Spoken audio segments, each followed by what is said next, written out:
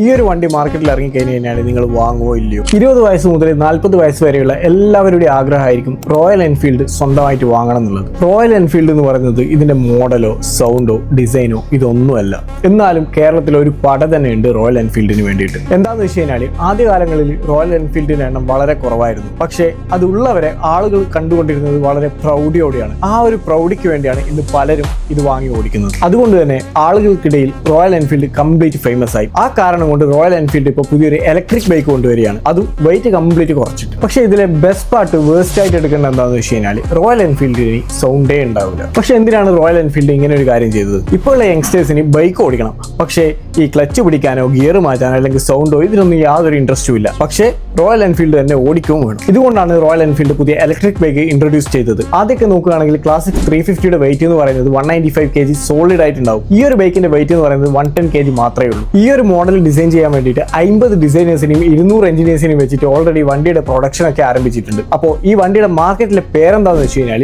Flying flea എന്നാണ് ഇതിന്റെ പേര് വരുന്നത്.